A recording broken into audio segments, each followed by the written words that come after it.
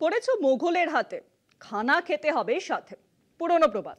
কিন্তু বিজেপি পড়েছে নীতিশ কুমারের হাতে। কি হয়েছে তারপর? হয়েছে এই যে কয়েক মাসের মধ্যেই কিন্তু বিহার বিধানসভা নির্বাচন, কিন্তু এখনো এনডিএ আসন রফাই শেষ করতে পারেনি।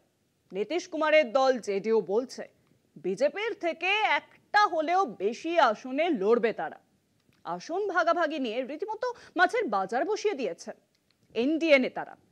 তাদের তুলনায় কিন্তু অনেকটাই স্বচ্ছ আরজেডি কংগ্রেসের মহাগঠবন্ধন।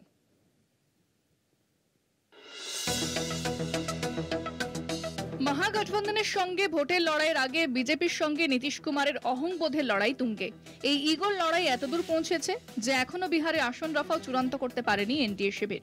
অথচ 2.5-3 মাস পরেই বিহারে বিধানসভা নির্বাচন, আসন ভাগ নিয়ে এনডিএ শিবিরে দড়ি টানাটানি চলেছে। ছোট শরিকদের বড় চাহিদা তো রয়েছে, বিজেপি এবং জেডিইউর মতো বড় দুই শরিকেরও নিজেদের মধ্যে মতবিরোধ রয়েছে।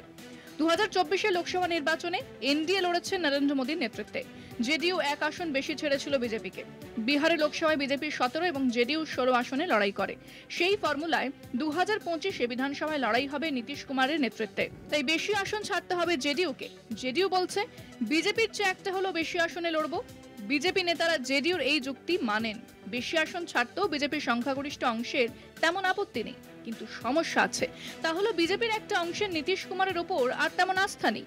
তারা মনে করছে নীতিশ কুমারের দাবি মেনে জেডিইউকে বেশি আসন ছাড়া মানে এনডিএকেই দুর্বল করা।